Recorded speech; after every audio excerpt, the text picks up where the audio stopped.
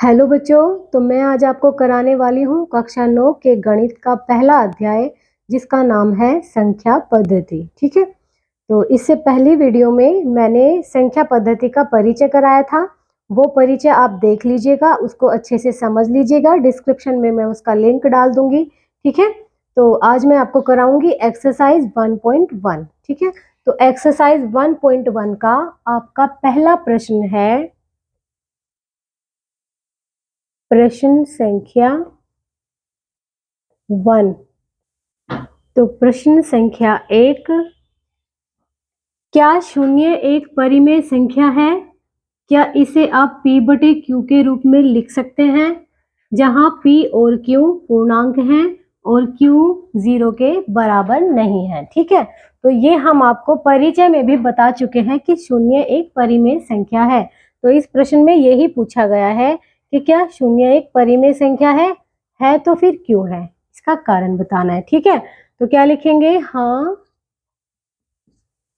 शून्य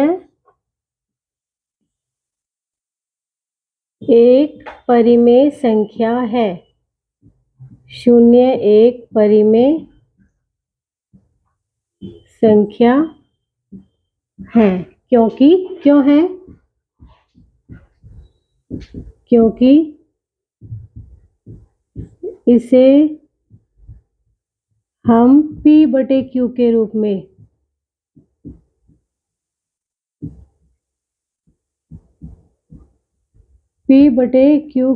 में लिख सकते हैं।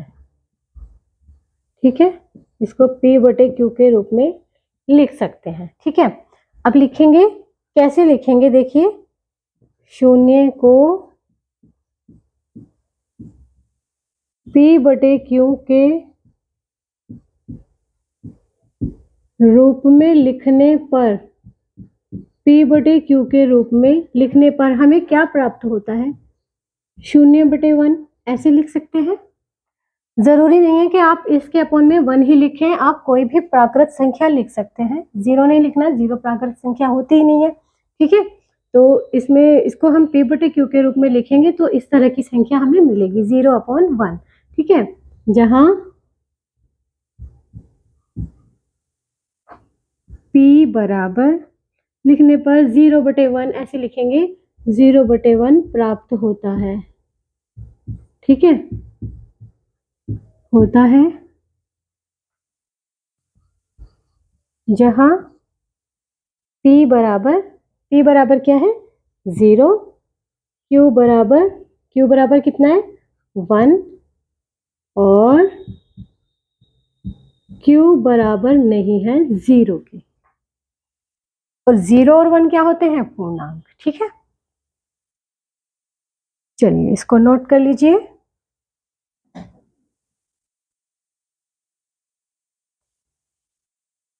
तो प्रश्न संख्या 1 है हमारी कि 3 और 4 के बीच में 6 परिमेय संख्याएं ज्ञात कीजिए। 3 और 4 के बीच आपको 6 परिमेय संख्याएं ज्ञात करनी है। तो इसका हल हम कैसे करते हैं? देखिए, हम सबसे पहले क्या करेंगे, 3 और 4 हमारी प्राकृत संख्याएं हैं और हम इनको सबसे पहले हम क्या करते हैं, इनको हम परिमेय संख्याओं के रूप में चेंज कर लेते हैं। ठीक है, 3 और 4 को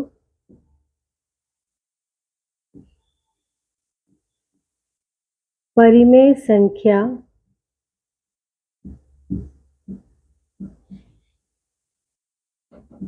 के रूप में लिखने पर, ठीक है, परिमेय संख्या के रूप में हमें लिखने पर हम कैसे लिख सकते हैं? हम ऐसे लिख सकते हैं ना, 3/1 और 4/1 ऐसे लिख सकते हैं।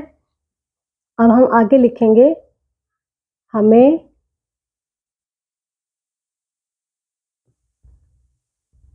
6 परिमेय संख्याएं ज्ञात करनी है। इनके बीच हमें कितनी संख्याएं ज्ञात करनी है? 6 परिमेय संख्याएं ज्ञात करनी है। तब 6 जमा 1 बराबर 7 से अंश व हर में गुना करने पर। तो हमने क्या किया कि जितनी संख्याएं ज्ञात करनी है उसमें एक प्लस कर दीजिए, प्लस करके कितना आएगा 7 आएगा। ठीक है, तो 7 से हम इसके अंश और हर दोनों में हम गुना करेंगे। कैसे, क्या आएगा, 3/1 है तो गुना 7 करेंगे, गुना 7 करेंगे तो कितना आ जाएगा, 3 सत्ते 21 बटे 7 एकम 7, ये आ जाएगा। इसी प्रकार 4/1 में जब हम 7 से गुना करेंगे तो कितना आएगा, 28/7। अब हम लिखेंगे 21/7 और 28/7 के बीच 6 परिमेय संख्याएं। ठीक है, कौन कौन सी संख्याएं मिलेंगी, 21 और 28 के बीच की संख्याएं हम लिख देंगे। ठीक है, जिनका हर कितना होगा 7। तो कौन कौन सी होंगी, 22/7, 23/7, 24/7, 25/7, 26/7 और 27/7। ये हमारी संख्याएं होंगी, यही हमें ज्ञात करना था। तो ये होगा हमारा आंसर। चलिए नोट कर लीजिए इसको।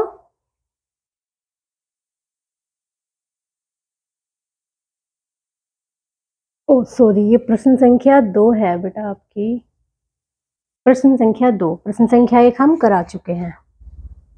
चलिए नोट कर लिया होगा आपने। चलते हैं अगले प्रश्न की ओर।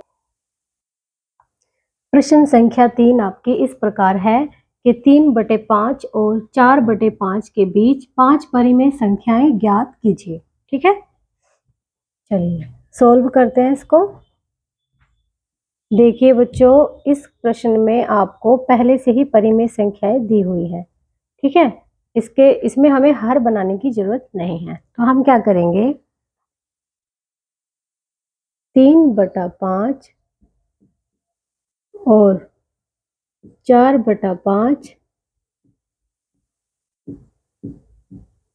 पहले से ही परिमेय संख्याएं हैं। ठीक है, ये पहले से ही परिमेय संख्याएं हैं।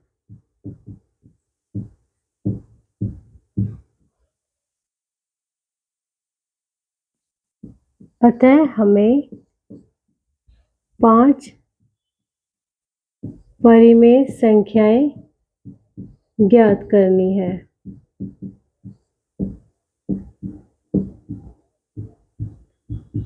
पांच परिमेय संख्याएं ज्ञात करनी है तो हम क्या करेंगे, तब 5 जमा 1 बराबर 6 से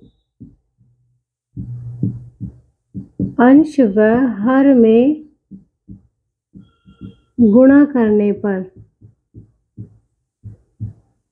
अंश और हर में हम 6 से गुणा कर देंगे क्योंकि हमें 5 संख्याएं ज्ञात करनी है। तो क्या मिलता है हमें, 3/5 गुना 6 कर दो, यहाँ पर भी गुना 6 कर दो, 3 6 18 हो जाएगा, यहाँ पर 5 6 30 हो जाएगा। ठीक है, और 4/5 में गुना 6 कर दीजिए, गुना 6 कर दीजिए, 4 6 24 और 5 6 30 हो गया। ठीक है, अब हम क्या करते हैं, 18/30 और 24/30 के बीच कितनी संख्याएं, 5 संख्याएं ज्ञात करनी है।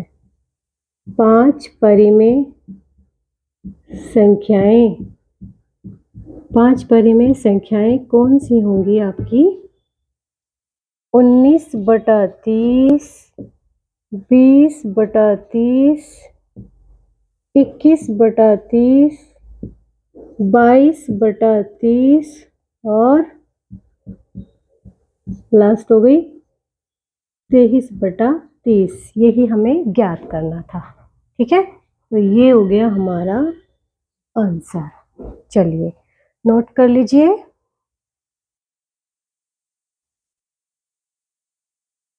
तो बच्चों प्रश्न संख्या 4 है आपकी कि नीचे दिए गए कथन सत्य हैं या असत्य। 3 कथन दिए गए हैं आपको, नीचे पूछा गया है कि ये सत्य है या असत्य है, कारण के साथ अपने उत्तर दीजिए। अब आपको सत्य या असत्य तो बताना ही है, साथ में इसका कारण भी बताना है, रीजन भी बताना है। तो आप क्या करते हैं, हम पहला वाला कथन ले लेते हैं। ठीक है, पहला कथन लेंगे। पहले कथन का हल क्या होगा, प्रत्येक प्राकृत संख्या एक पूर्ण संख्या होती है। बताइए, सोचिए अपने माइंड में, क्या प्रत्येक प्राकृत संख्या पूर्ण संख्या है। देखिए मैं आपको पहले समझा देती, रिमाइंड करा देती हूँ। प्राकृत संख्याएं तो ये है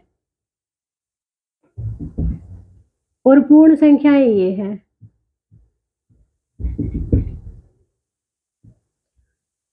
प्रत्येक प्राकृत संख्या पूर्ण संख्या है, यस, क्योंकि सभी पूर्ण संख्याओं में प्राकृत संख्याएं शामिल होती हैं। तो क्या लिखेंगे, इसका उत्तर क्या होगा, सत्य।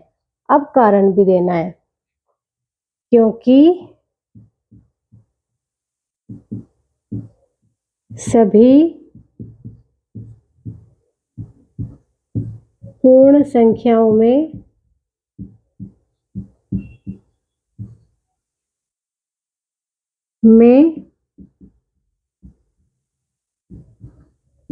प्राकृत संख्याएं होती हैं।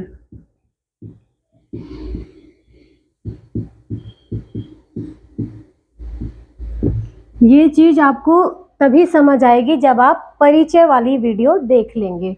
डिस्क्रिप्शन में लिंक है, आप देख लीजिएगा उसको। ठीक है, तो ये आपको क्लियर हो जाएगा। प्राकृत संख्याएं, पूर्ण संख्याएं, उसमें सब समझाया हुआ है। ठीक है, तो हम लेते हैं दूसरा कथन।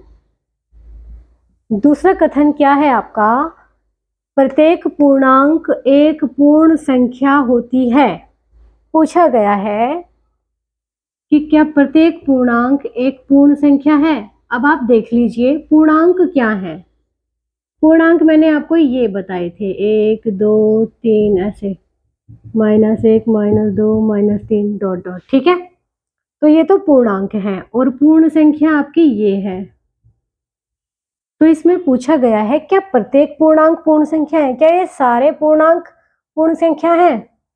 नहीं है। क्यों नहीं है, ये असत्य होगा। क्यों नहीं है, क्योंकि पूर्णांकों में माइनस के ऋणात्मक संख्याएं भी होती हैं जो कि पूर्ण संख्याओं में नहीं होती। ठीक है, तो क्या लिखेंगे,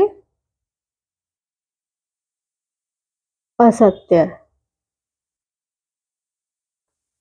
असत्य है, क्यों, क्योंकि पूर्णांकों में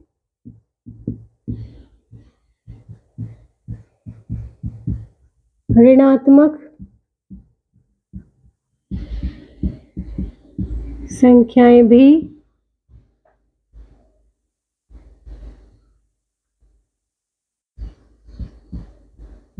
होती हैं, जबकि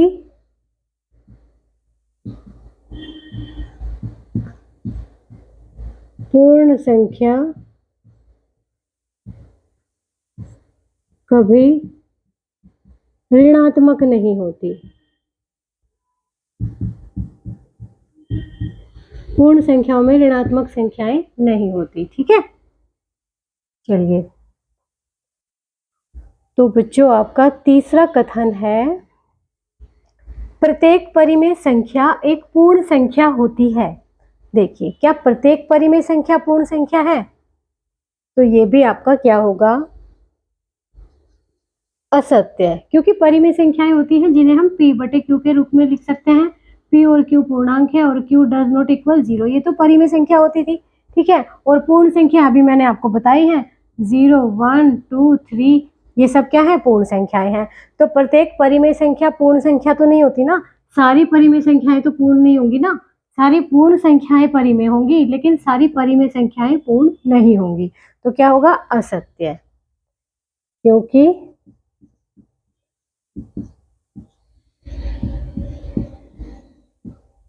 परिमेय संख्याएं विभिन्न प्रकार की होती हैं, विभिन्न प्रकार की होती हैं,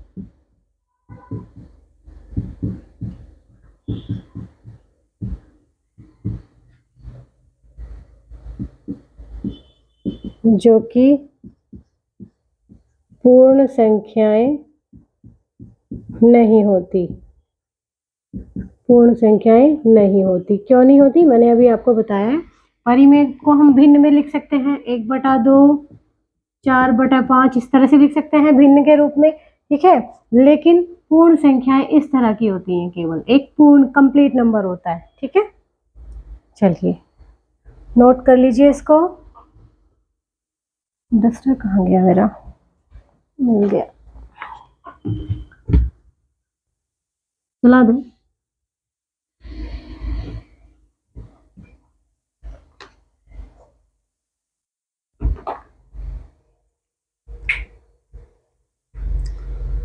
नोट कर लिया होगा आपने। तो चलिए बच्चों, इसी के साथ आपकी ये एक्सरसाइज 1.1 समाप्त होती है। तो इसकी अगली वीडियो में हम आपके लिए लेकर आएंगे एक्सरसाइज 1.2।